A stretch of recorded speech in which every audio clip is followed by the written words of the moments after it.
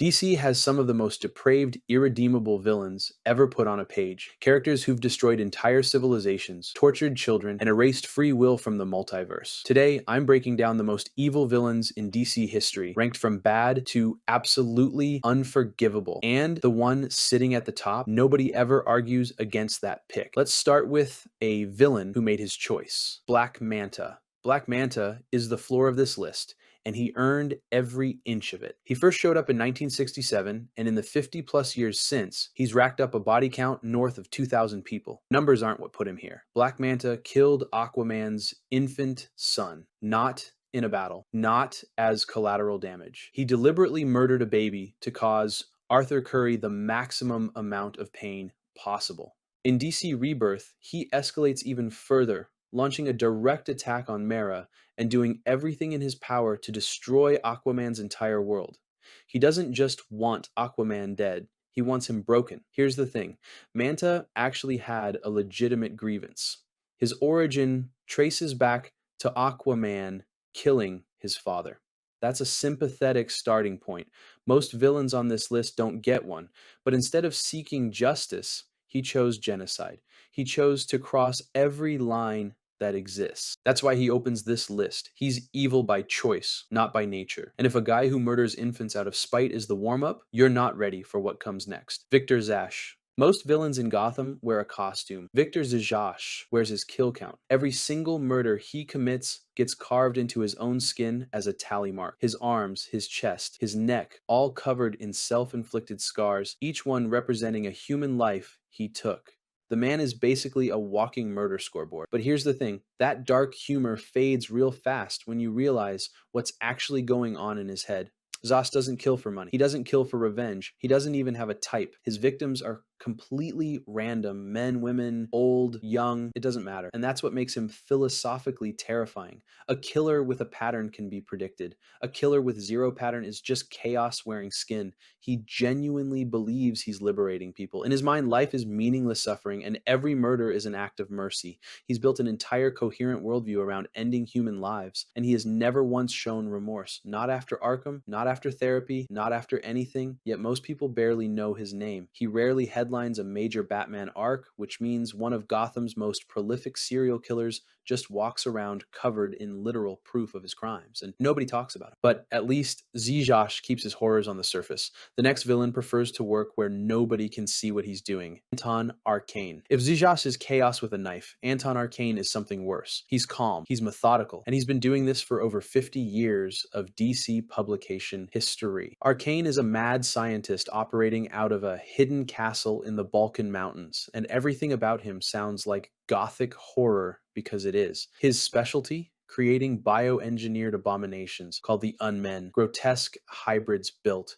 from human experimentation. No anesthesia, no consent, no concern whatsoever for the screaming subjects strapped to his tables. But here's what separates him from every other evil scientist in comics. Arcane doesn't have an ideology. He doesn't want to rule the world. He doesn't even hate his victims. Human suffering is just data to him, just a necessary step in his research to extend the human lifespan through methods so horrific they make torture look casual. And the person he targets most? His own niece, Abigail. He's murdered her multiple times across the Swamp Thing comics. She gets resurrected and he comes for her again. Every single time. No guilt, no hesitation. Family means nothing when you have zero ethical ceiling. That cold indifference makes him harder to reason with than villains who at least want some. But Arcane's brand of surgical cruelty is almost quaint compared to what comes next: Professor PYG. Up until now, every villain on this list has been dark but comprehensible. You can understand the motive, trace the logic, follow the thread. Professor Pig is where that stops. His real name is Laszlo Valentin. He was a scientist who worked for Spiral,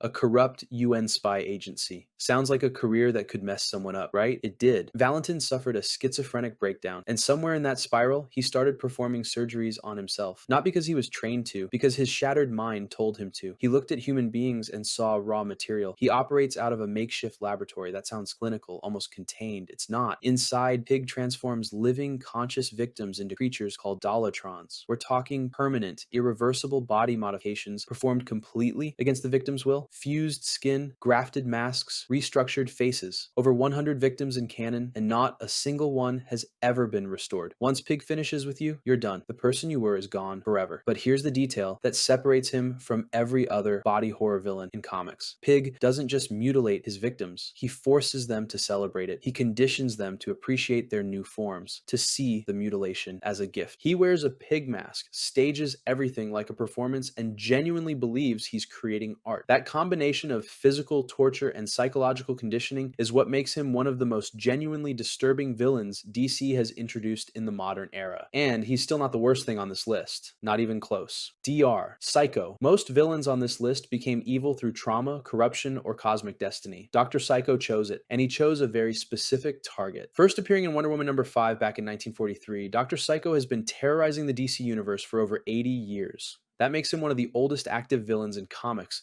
and his methods haven't gotten any less disturbing with time. His telepathic and psychic abilities are rated among the top 5 in the entire DC universe, meaning he doesn't need to touch you to destroy you. He gets inside your mind and takes it apart from the inside out. But here's what separates him from every other psychic villain. His crimes are specifically, deliberately, and exclusively targeted at women, not as collateral damage, not as a side effect of some larger plan. His entire method of operation is built around the psychological destruction and dehumanization of female victims. His misogyny isn't a character flaw, it's the engine. His powers are just the delivery system. And nothing proves that more than what he did to Wonder Woman. He created evil doppelgangers of her, weaponizing her own identity against her and the people she protects. Think about that. By hatred for one woman, that he builds fake versions of her as instruments of terror. Some fans argue that his human scale motivations make him less threatening than cosmic villains, but that's exactly what makes him worse. Chaos is random. Hatred with a target is surgical. And Dr. Psycho has been operating for 8 decades with zero signs of stopping,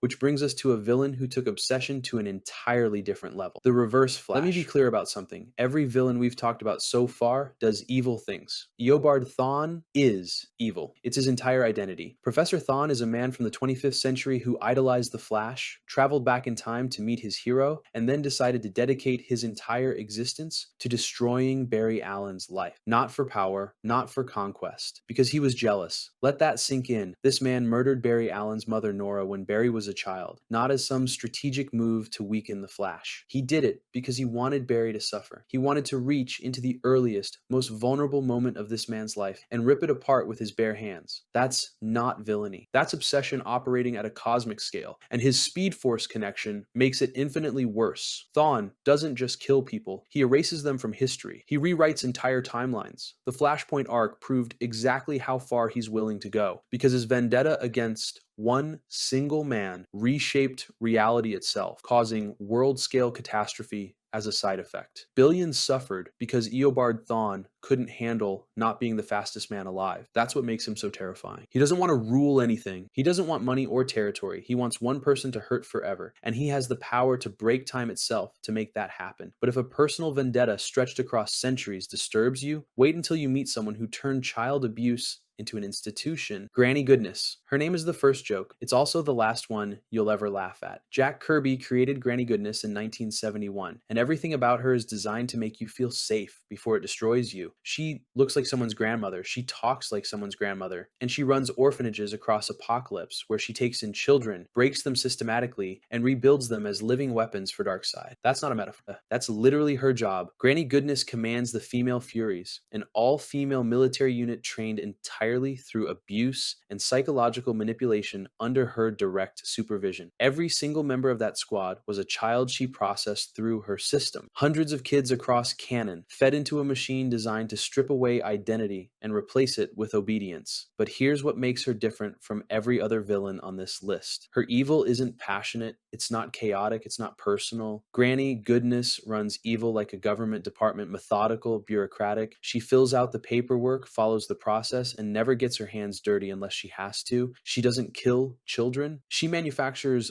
loyalty through suffering, which is arguably so much worse. She's not the most powerful name you'll hear today, but she might be the most efficient. Because institutional evil, the kind that builds systems and scales them, is historically the most durable form of evil in existence. And speaking of systems built to last, the next villain turned chaos itself into an art form that's endured for over 85 years. The Joker. Everyone knows the Joker. That's the problem. You know him so well that the clown makeup, the laugh, the purple suit, it all starts to feel like a performance. And that theatrical misdirection is exactly what makes him more dangerous than half the villains on this list. Let me explain. The Joker has been around since Batman #1 in 1940. That's 85 years of publication history. He has at least 5 major origin stories, and none of them are confirmed. DC keeps them vague on purpose because the moment you explain him, you contain him, and the Joker cannot be contained. But forget the philosophy for a second. Let's talk about what he's actually done. He beat Jason Todd, the second Robin, to death with a crowbar and a death in the family. And here's the kicker. That death was decided by a real phone-in poll. Readers literally voted for a teenager to die, and DC let the Joker do it. That somehow fits perfectly with everything he represents. Then there's Barbara Gordon. In The Killing Joke, he didn't just attack her randomly. He shot her through the spine, stripped her, and photographed her suffering specifically to psychologically destroy Commissioner Gordon. That's not chaos. That's surgical precision wearing a clown mask. His estimated kill count sits above 1,000 across storylines. But unlike cosmic threats who wipe out civilizations in one panel, his kills are scattered across decades of random, purposeless violence. No ideology, no endgame, just the punchline. And that's exactly why people underestimate him. The theatrics make you forget the body count, which might be the most dangerous trick he's ever pulled. But the Joker, for all his chaos, is still one man with a bad sense of humor. The next villain on this list operates on a scale that makes Gotham look like a sandbox. Eclipso is not human. Eclipso has never been human, and what he actually is should make you deeply uncomfortable. Here's the thing. Eclipso is described in DC canon as the wrath of God made manifest. Not a metaphor, not a fancy title some writer slapped on a villain to make him sound cool. He is literally the instrument God used to punish humanity before the Spectre took over that role. Let that sink in. The Spectre, one of the most powerful beings in all of DC, is Eclipso's replacement. He got the job after Eclipso was deemed too dangerous, too uncontrollable, too consumed by rage to wield divine authority, and his power reflects that. In some storylines, Eclipso equals or exceeds the Spectre in raw destructive capability. He has wiped out entire civilizations across millennia. His existence predates human civilization itself. You cannot kill him. You can only banish him temporarily, and he always comes back. But the worst part isn't his power. It's how he uses people. Eclipso possesses hosts and don't just die. They become him. They carry out atrocities with their own hands, fully aware of what they're doing, but completely unable to stop. Your body, his rage. There's some debate across writers about whether Eclipso is truly sentient or just a mindless force of divine wrath. Honestly, both options are terrifying. A sentient god of rage is a nightmare. A mindless one is worse because there's nothing to reason with, nothing to negotiate, no goal you can disrupt. He just is. But if the wrath of God scares you, wait until you meet something that made God's wrath look restrained. The Batman who laughs. Take the most dangerous tactician in all of comics, the man with a contingency plan for every single member of the Justice League. Now remove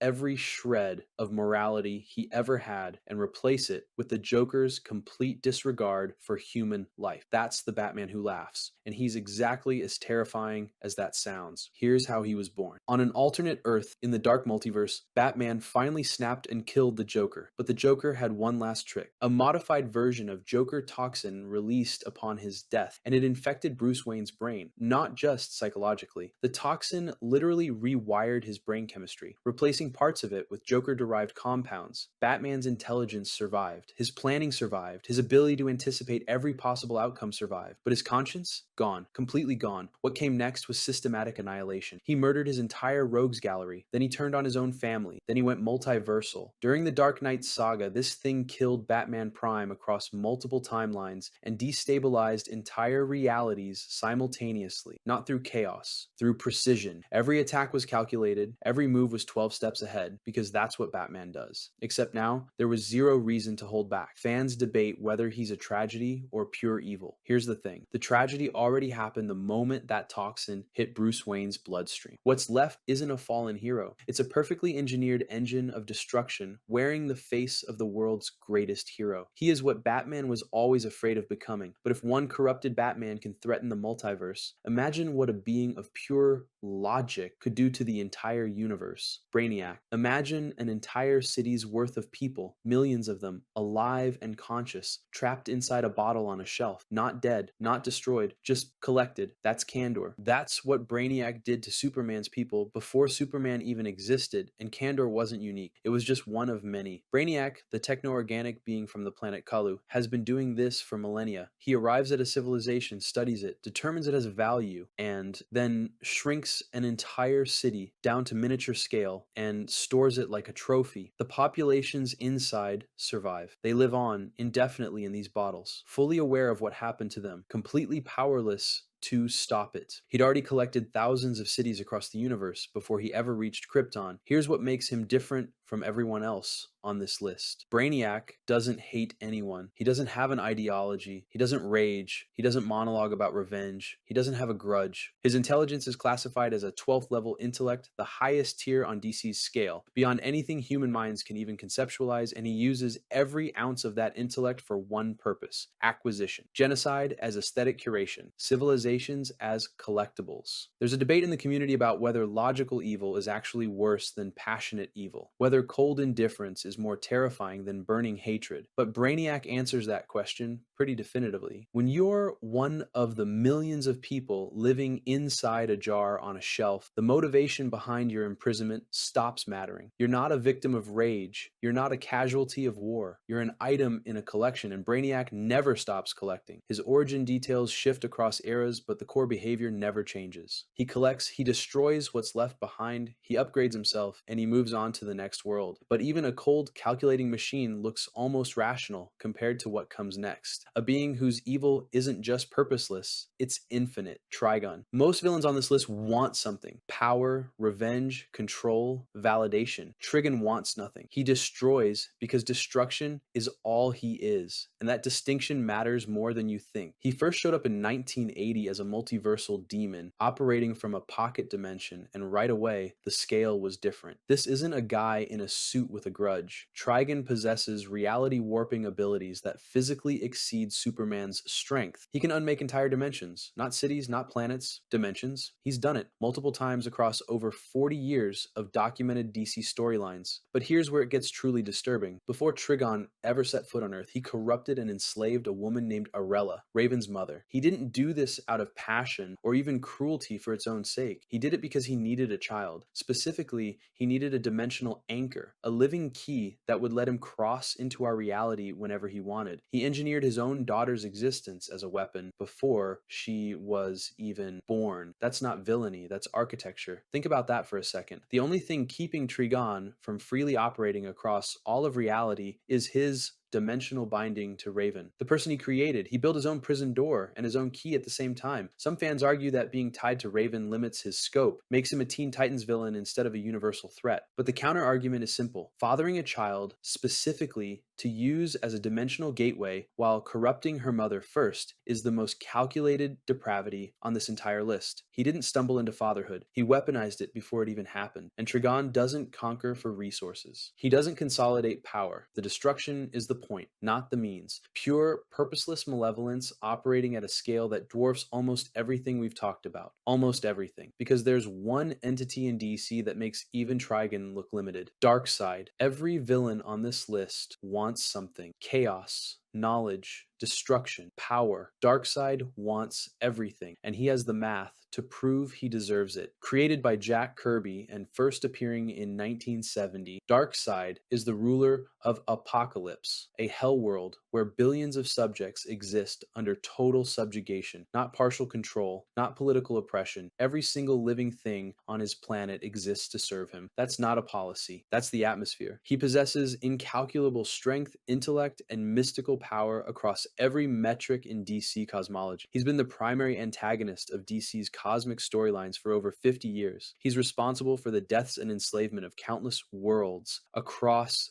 billions of years of canon. His destruction isn't strategic, it's the baseline condition of his existence. But here's what separates Darkseid from every other name on this list: the anti-life equation. It's not a weapon, it's not a superpower, it's a mathematical proof, a formula that proves with absolute certainty that free will is meaningless, and submission to Darkseid is the only logical choice. It doesn't kill you, it doesn't even hurt you. It removes your ability to want anything other than what Darkseid wants. And then it makes that feel like freedom. The Joker is chaos, Brainiac is logic, Trigon is malevolence, Darkseid is tyranny itself made sentient. He doesn't want to destroy the universe, he wants to own it. Every mind, every soul, every choice, all belonging to him forever. Remember Granny Goodness, the woman running torture orphanages to break children into weapons? She's one of his employees. One of DC's most irredeemable villains is essentially middle management under Darkseid. The most evil thing in DC isn't a weapon that kills you. It's a proof that makes you love your own enslavement. And the debate isn't whether Darkseid belongs at the top of this list. If you enjoyed this video and want to see more, click the video on the screen now.